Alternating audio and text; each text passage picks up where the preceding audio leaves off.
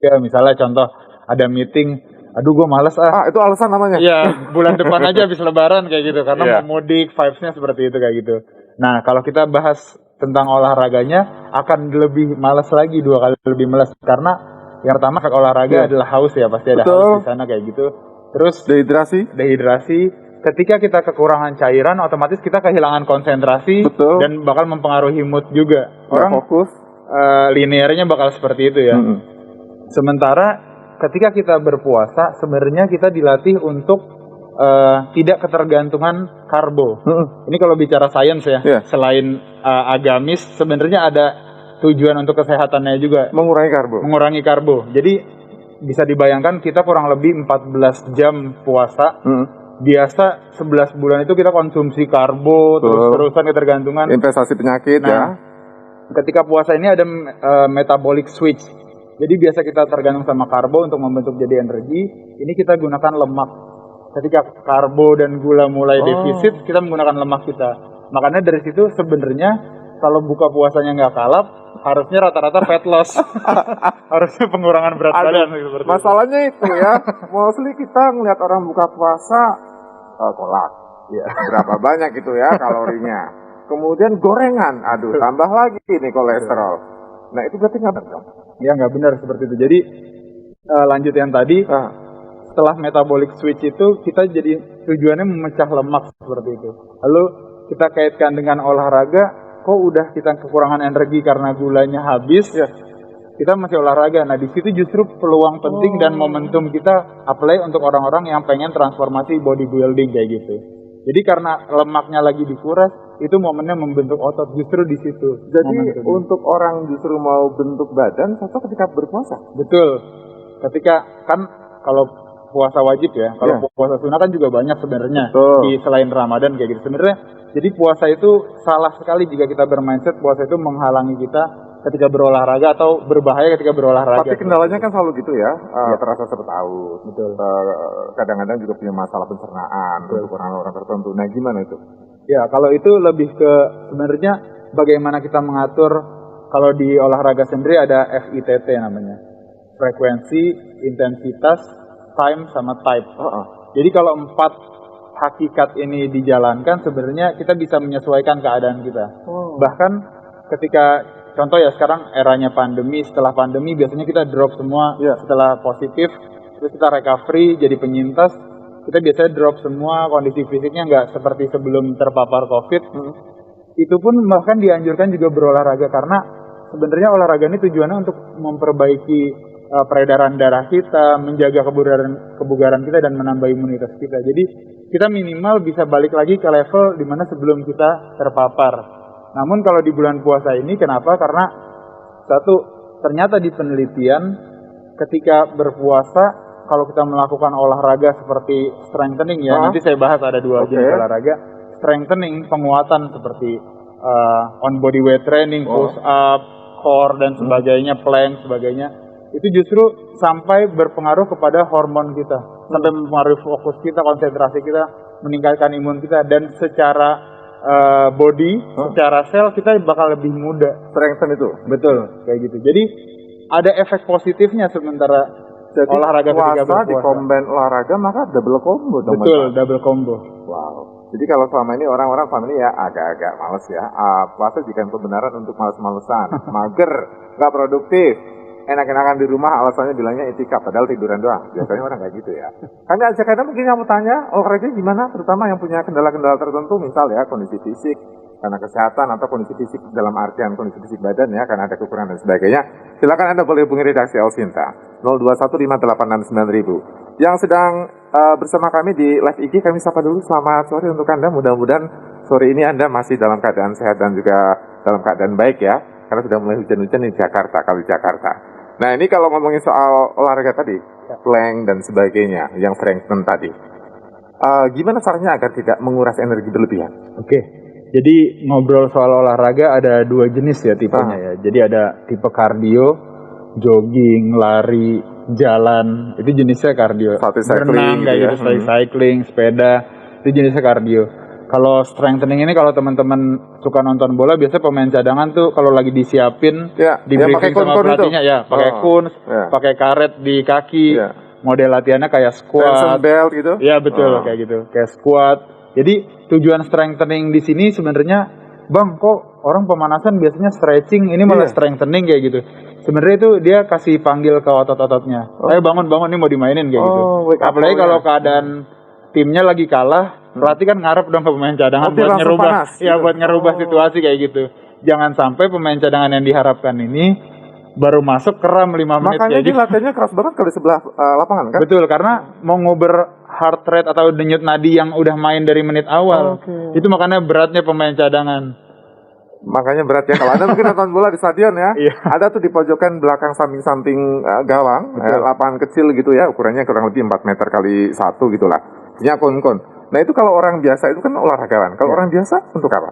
Kalau orang biasa sebenarnya lebih mencegah kayak ketarik ya. Mungkin kalau teman-teman yang sering olahraga sering dengar dan merasakan sendiri fenomena itu. Misalnya Cedera. contoh lagi lari betisnya tiba-tiba nyantol. Oke. Kram. Ini different side of cramp. Oh. Jadi kram beda lagi, ini ketarik Nyantol. beda lagi. Iya. Ketarik. Jadi ketarik gitu. Kayak rasanya kayak bahu kita kalau ditarik orang kita nggak siap Saya kayak nggak gitu. pernah Tapi itu rasakan, terjadi di paha belakang. Gak terjadi di ngebayangin betis. gimana rasa sakitnya ya. Mungkin teman-teman di rumah banyak pasti yang ngalamin ketarik kayak gitu. Karena pasien saya yang non atlet banyak sekali kayak gitu. Karena belum paham teknik pemanasan yang tepat seperti itu. Jadi kalau misalnya ketarik dan sebagainya artinya bahaya dong. Artinya olahraga langsung strengthen itu bisa saja cedera kalau orang biasa. Jadi makanya ada 2 fungsi ya. Kalau pemanasan itu, kalau tadi olahraga, kalau pemanasan itu ada namanya aktivasi. Aktivasi itu adaptasinya dari strengthening. Jadi buat penguatan untuk mempersiapkan ototnya sehingga siap di gerakan-gerakan eksplosif. Ada stretching yang umumnya kita tahu. Seperti pelajaran olahraga zaman sekolah kayak gitu. Stretching statik kayak gitu. Yang kayak Jadi, SKJ gitu ya. nah ya, yang banyak misunderstanding di masyarakat adalah ketika disuruh pemanasan cuma stretching aja. Sementara kita butuh juga aktivasi yang adaptasi strengthening tadi, model kayak strengthening tadi. Jadi peregangan-peregangan tuh nggak cukup. Peregangan dan penguatan itu yang paling tepat ketika sebelum memulai. Salah saya berarti selama ini ya. Ini ada yang tanya nih, cocok nih pertanyaannya. Kami sapa Faris Izrian. Faris Izrian, ini mau tanya ya. Bagaimana caranya untuk menaikkan massa otot saat puasa? Baguskah untuk konsumsi susu protein tinggi setiap hari selama puasa? Nah, gimana nih Bang? Oke, sekalian jawab, sekalian ada sedikit teori. Apa itu? Karena banyak menyimpang nih soal penurunan berat badan atau kenaikan massa otot. Ya. Jadi orang-orang berpikir penurunan berat badan itu dengan berolahraga. Padahal naikin otot. Sementara harusnya untuk menurunkan berat badan rumusnya itu mengatur pola makan. Ya. Jadi kalau teman-teman makannya nggak diatur, mau olahraga teman-teman sampai menuju ke tipes, teman-teman nggak kurus-kurus juga kayak gitu ibaratnya. Nah sebaliknya kalau untuk menaikkan massa otot, teman-teman jangan sibuk konsumsi protein gitu-gitu, tapi olahraganya yang benar untuk menaikkan otot. Kan tapi olahraga macam-macam ya kayak gitu. Konsumsi protein nggak akan ngaruh ke otot kalau nggak ada exercise-nya. Nggak akan ngaruh ke otot karena bakal gelambir juga jadinya kan. Yang membuat otot itu kuat, shaping, itu olahraganya. Jadi olahraga dulu yang tepat, baru memikirkan suplemen apa yang menunjang olahraga ini lebih cepat menghasilkan Karena butuh si otot. protein untuk bisa membentuk otot ya. Betul. Tapi kan otot terbentuk dari exercise. Ya. Teorinya kayak gitu. Ya. Jadi jangan cuma minum susu protein tinggi ya. Ya whey terus protein. doa semoga saya six pack kayak gitu. Harus ada usahanya juga. Kayak Bang Roma ya, doa dan usaha. Ini ada yang bersama kami nih, ada Pak Ari di Cikupa. Mungkin Pak Ari mau bentuk otot apa nih? Halo, selamat sore Pak Ari.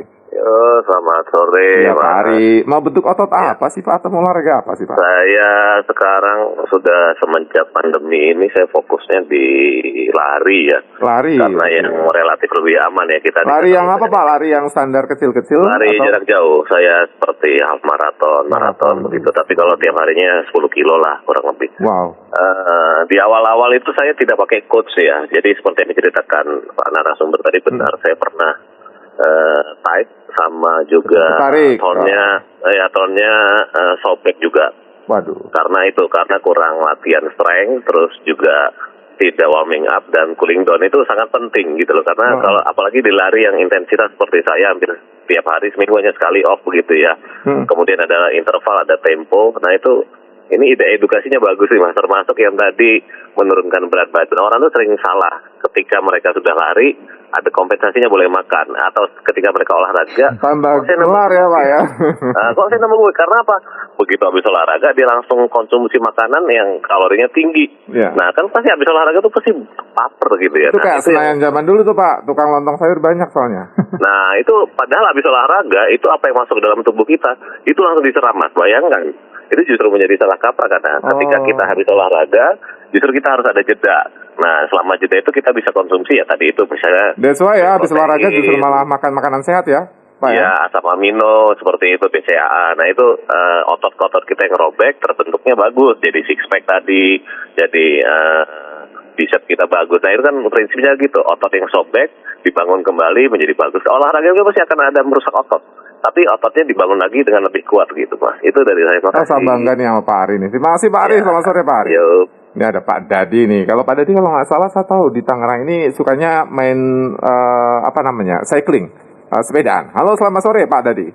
Tapi sehat ya, salam sehat semua. Masih sepedaan terus Pak, keliling Ciledug Pak? Rutin harus, walaupun ada COVID ya tetap sepeda, tapi menyendiri. Ya, untuk pembentukan otot itu penting tuh, dokter bilang itu ya. Penurunan berat badan saya nggak perlu menanyakan ya.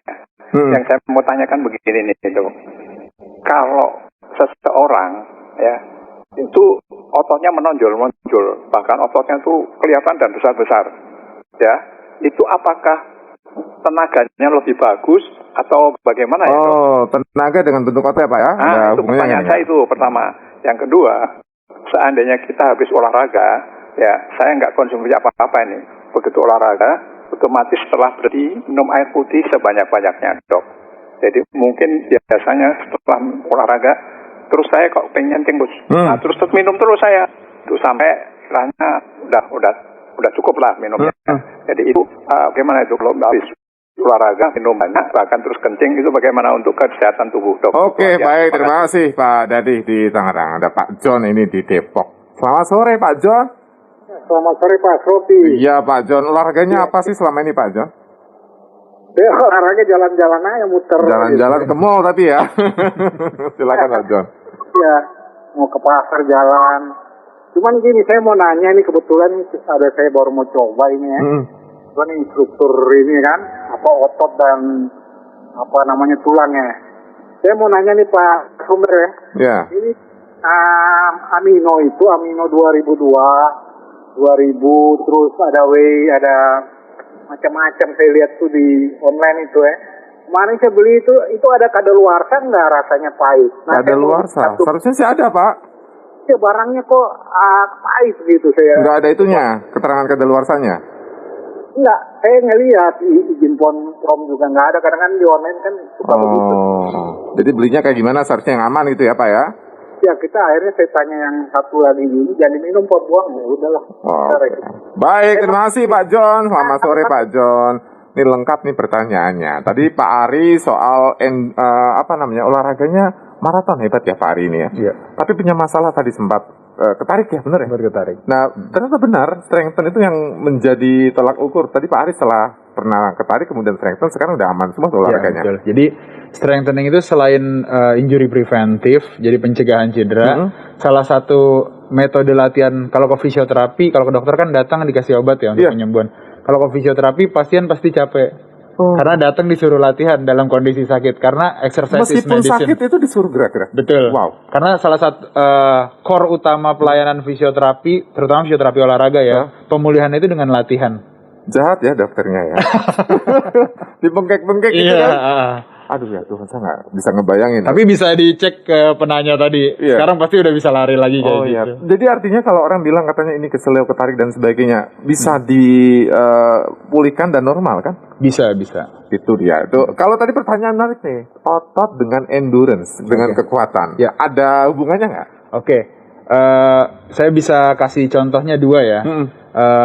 Pendengar tahu Usain Bolt ya, manusia tercepat di dunia, sama Bang Aderay. Oke. Itu sama-sama berotot tapi dua tipe otot yang berbeda. Iya. Kalau Usain Bolt kita lihat lean muscle. Iya, kayak gitu. Terus kalau Bang Aderai itu build up gitu ya. build out kayak gitu. Nah, jadi itu dua tipe yang berbeda dan dua fungsi yang berbeda juga. Makanya kenapa orang-orang berbadan seperti Bang Aderai itu masuknya ke binaraga, ke bodybuilder, ke weightlifting angkat berat, atau paling adaptasinya ke rugby kayak gitu. Tapi rugby pun Karena butuh sebenarnya kontak ya, pinggang ke bawahnya pun kecil kuat, kayak ya. gitu, pinggang ke atasnya yang besar kayak gitu. Sebenarnya kayak gitu karena berbeda fungsinya. Kalau tadi Bapak menanyakan apakah bakal lebih kuat, tergantung jenis olahraganya.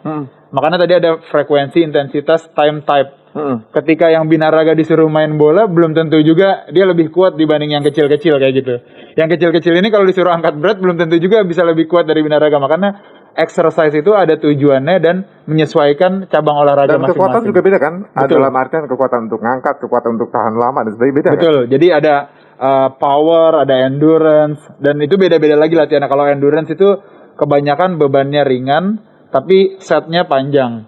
Tapi kalau otot biasanya singkat latihannya kayak 15 menit, 20 menit. Tapi itu sampai gobios latihannya. Jadi seberat-berat mungkin kayak gitu. Ini menyambung tadi Pak Dadi dan juga Pak Ari. Setelah olahraga keras, kemudian mereka minum banyak. Atau enggak, kalau Pak Ari tadi, misalnya ya, dietnya yang dilakukan makannya itu setelah olahraga. Betul itu? Ya, jadi kalau setelah olahraga, betul seperti yang tadi disampaikan. Jadi sebaiknya kita nggak langsung makan berat ya, nggak langsung ke main course kayak gitu. Jadi lebih ke yang manis dulu untuk menggantikan yang hilang, recovery energi kita. Jadi salah satu inisiasi recovery bisa seperti buah-buahan, salad, bahkan Susu? coklat yang nggak kaya gula ya. Jadi coklatnya bukan coklat yang banyak manisnya dibanding coklatnya. Bukan coklat digulain ya. Tapi gula dicoklatin gitu. Saya rasa bersalah. Kan orang kita senangnya coklatnya yang manis kayak gitu. Harus soalnya. Seperti itu gitu. Jadi coklat beneran lah saya bilang, bisa kayak bilang kayak gitu. Seperti itu. Jadi itu makanan-makanan, bisa jus juga. Itu makanan dan minuman yang bisa menginisiasi recovery. Termasuk whey protein minuman itu.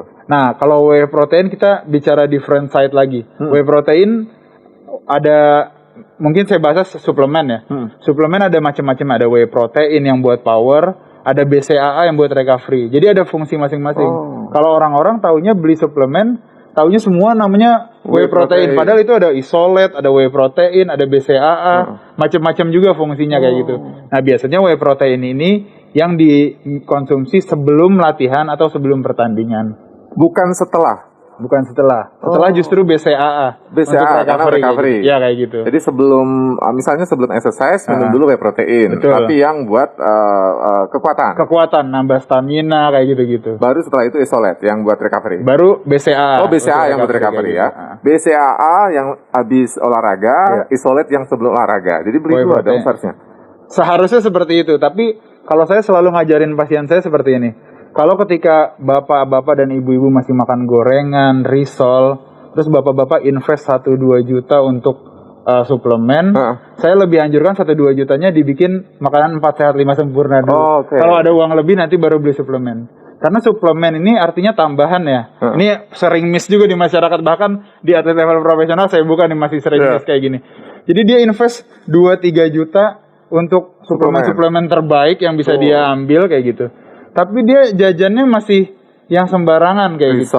Gitu ya. Sementara kalau kita, sorry ya, merek bahan bakar yang lagi naik dinaikin sama pemerintah, itu kalau itunya nggak bagus, terus kita olinya yang kita bagusin kan sama aja kayak gitu.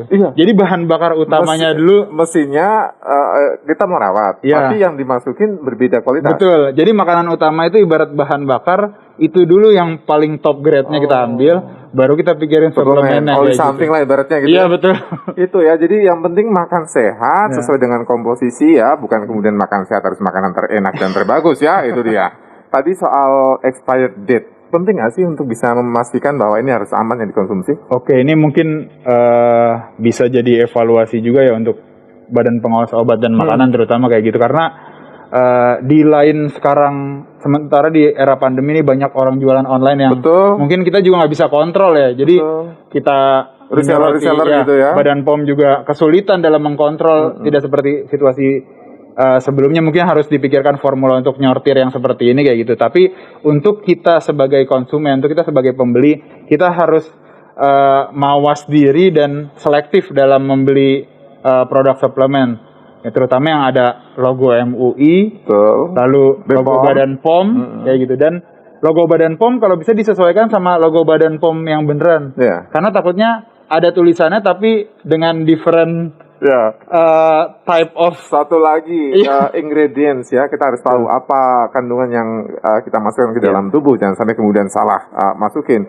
Dan tanya nih dari WA, kalau sehari ini saya sit up-nya 100 kali, bicycle crunch-nya saya 100 kali, plank 1-2 menit, tapi kok lemak perut masih buncit ya, hilangnya kok susah hilang ya katanya. Sebulan berlalu lingkar perut hanya berkurang setengah senti, Pak Levi ini. Aduh, gimana cara ngilangin buncit nih? Sebelum saya jawab, ada kisah lagi nih. Ini perenang peraih medali emas, namanya Peter Aleya. Bisa dicek di Google ya. Jadi dia ini biar badannya gemuk, dia medali emas. Dia latihan sehari itu bisa sampai 3-4 jam setiap hari, no days off. Tapi dia tetap gemuk, profesinya atlet kayak gitu. Karena metabolisme. Itu balik lagi ke teori yang awal tadi saya bilang. Ketika kita mau fokusnya fat loss, menurunkan berat badan, pola makannya yang diatur. Tadi bisa bayangin ya, atlet 3-4 jam sampai dapat medali emas, nggak kurus juga Ini karena olahraganya kenceng tapi makannya nggak diatur. makannya masih nggak diatur kayak gitu. Pak Levi itu ya, Pak Levi ya. Mulai kurangin karbo deh Pak Levi ya. Nah, kalau misalnya yang paling umum adalah biasanya olahraga tuh bingung nentuin waktu kalau puasa. Siap. Seharusnya apa? Jam berapa? Atau yang paling benar tuh jam berapa? Oke, sebenarnya olahraga di jam berapapun aman ya dalam puasa. Tapi anjuran saya ada 2 sih mungkin yang paling bagus. Yang pertama itu kalau tujuan kita fat loss, karena ya bisa dibilang 90% orang Indonesia kalau olahraga pengen bentuknya bagus kayak gitu. Jarang yang cuma untuk sehat kayak gitu. Mau pamer flexing badan. Kayak gitu.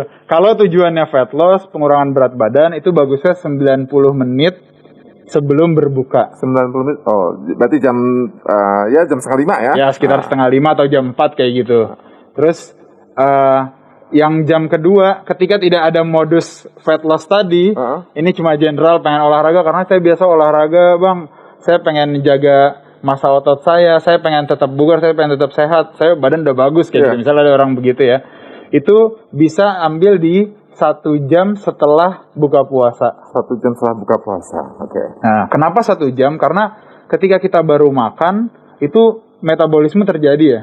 Diolah di lambung kita, diolah di organ-organ pencernaan kita. Ketika terlalu mepet, ini banyak sekali kejadian di industri sepak bola juga, industri saya juga. Karena makan besarnya mepet, akhirnya muntah. Baru pemanasan udah muntah kayak Throw gitu. up dia ya. Betul kayak gitu. Kalau Jadi bahasa daerah saya suduen. jadi nggak siap, belum dicerna, dan satu lagi kalau makan besar kita terlalu mepet sama olahraga, yang dipakai itu di jam makan sebelumnya. Jadi malah justru nggak maksimal ya? Iya kayak gitu jadinya. Ini dia ya, ternyata banyak sekali yang kesalahan-kesalahan yang selama ini kita anggap nggak penting dalam dunia exercise ya, tapi ternyata penting. Jadi yang selama ini goalsnya adalah cuma hanya untuk biar tenaganya kuat, atau mungkin goalsnya ingin bikin body shape yang bagus gitu ya.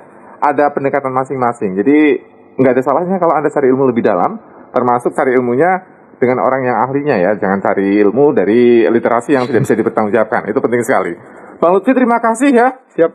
Nanti lain waktu kita ngobrolin yang lain, kayak penting tuh ngomongin soal stretching, straightening gitu ya. Siap. Kita tunggu nanti lagi di Joglo 70 Jakarta Barat. Terima kasih untuk Anda yang sudah bersama kami dalam Insta Kata Mereka. Dengan set baru ini kami akan hadirkan terus hal-hal yang pasti akan membuat Anda mendapatkan perspektif baru untuk bisa mengatasi masalah Anda. Bukan hanya soal olahraga di bulan puasa, tapi juga permasalahan-permasalahan Anda atau juga fenomena sosial yang terjadi di tengah kita. Saya Asrofi, terima kasih kebersamaannya. Sampai jumpa. InStock, apa kata